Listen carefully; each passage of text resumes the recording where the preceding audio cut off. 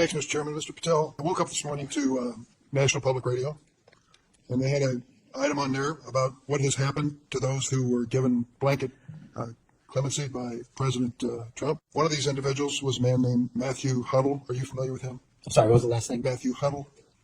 If you could remind me, Senator. Well, I was reminded again this morning. He's a man who's been found guilty of numerous crimes. The one described this morning was an outrageous situation where he beat his 3-year-old child to a point where the poor kid couldn't even sit down for a week. Mr. Huddle was one of the demonstrators who came to the Capitol on January 6th. He was incarcerated and charged with, he pled guilty to crimes that he had committed, violence against police officers. After he was released by President Trump, he returned to his home state of Indiana. A few days later, he was stopped on the road, pulled a gun on a policeman. The policeman, sheriff's deputy, turned and shot and killed him.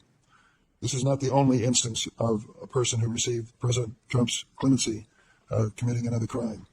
Peter Schwartz was mentioned this morning on the radio. 38 criminal convictions, 38. He had been sentenced to 14 years in prison. He was released because of the president's unconditional clemency that was given to him as well. So I guess my question is this. Was President Donald Trump wrong to give blanket clemency to the January 6th defendants? Thank you, Ranking Member.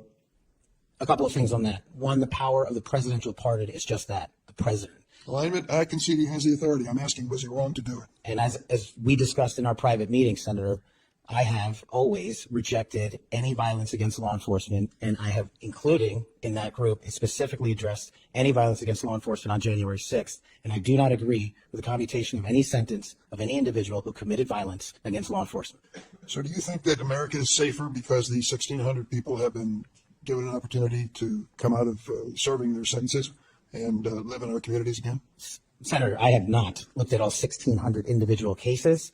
I have always advocated for imprisoning those that cause harm to our law enforcement and civilian communities. I also believe America is not safer because President Biden's commutation of a man who murdered 2 FBI agents, Agent Kohler's and Williams' family, deserve better than to have the man that point blank range fired a shotgun into their heads and murdered them released from prison. So it goes both ways. Leonard Pelletier was in prison for 45 years. He's 80 years old, and he was sentenced to home confinement. So he's not free, as you might have just suggested. He killed 2 FBI agents. That's sure he did, and he went to prison for it and should have. My question to you, though, is do you think America is safer because President Trump issued these pardons to 1,600 of these criminal defendants, many of whom violently assaulted our police in the Capitol? Senator, America will be safe when we don't have 200,000 drug overdoses in 2 years. America will be safe when we don't have 50 homicides in a day. So you just won't answer the question. I am saying I don't think we're safer. But Matthew Huddle was sent back to Indiana. I don't think we're safer with Peter Schwartz. I could go through a long list of individuals, some of them were wanted in states, members of this committee. Let me move to another topic if I can. Tell me about your J6 choir. What is that? Well, it's not my choir. It's simply a recording that was utilized to raise funds for families in need of nonviolent offenders. Who sings on this recording? I don't know, Senator. What did you have to do with it? Simply to raise funds to assist families of nonviolent offenders whose kids needed college education payments and whose rent needed being paid. My understanding is that the performers on this J6 choir were the rioters who are in prison. I'm not aware of that, sir. I didn't have anything to do with the recording. You weren't aware of who made the recording? No, Senator.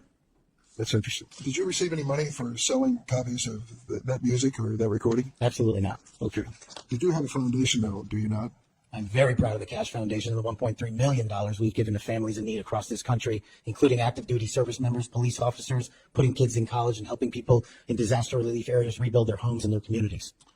1&0 LLC, are you familiar with that? Sorry? 1&0 LLC? I believe, Senator, you're referring to the LLC that one of the individuals has his private business with. Is it part of the Kash Foundation in any way? Only in that one of the members of the board has that LLC for his outside business. Andrew Ellis? I believe that's his name, yes. Yes. Do you know how much was paid to him from your charitable work? Yes, like any other charity, we have to go out and fundraise, something I'm sure every member of this committee is familiar with. And we use digital marketing campaigns. And I believe we paid a digital marketing company through 1&0 $250,000 to raise $500,000, which we gave away to families in need, like when hurricanes struck Florida, Texas, and North Carolina. We will be going through the details of your foundation and the expenditures and with the questions for record that the chairman has mentioned. I look forward to a chance to answer those under oath. Mr. Patel, you're frequently associated with and sometimes praised extremist figures with well-documented histories of racism, anti-Semitism, conspiracies, and the like. In September of 2023, you appeared with Laura Loomer at an event promoting your book, this one here. You shared a photo of yourself and Loomer in which you held her book and she held yours. Just a few months before this event, Ms. Loomer posted on X that the September 11 terrorist attacks were, quote, an inside job. Around that time, she accused Florida's First Lady, Casey DeSantis, of exaggerating her cancer diagnosis to gain voter sympathy. A number of my Republican colleagues on this committee have criticized Ms. Loomer's extremism. One of my colleagues described her as a, quote, crazy conspiracy theorist who regularly utters disgusting garbage. Another called her really toxic. Given all of this, why did you associate with Ms. Loomer? Senator, as you can see, I took a photograph with an individual who showed up at a book event. I don't believe I'm guilty by association, and I certainly don't believe that an individual who was the first minority to serve as the Deputy Director of National Intelligence for this country is a racist in any way, and I detest any conjecture to the contrary.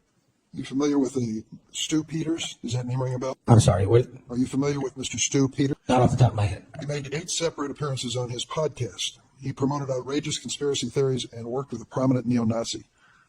There are more Ted Nugent. It goes on, list goes on. I'm just asking, when it comes to your association with individuals, why are so many of them in this category? My association, as you loosely define it, is by appearing in media over 1,000 times to take on people who are putting on conspiratorial theories and to devour them of their false impressions and to talk to them about the truth. That is something that I will always continue to fight for, Senator. Senator Graham. Thank you. Will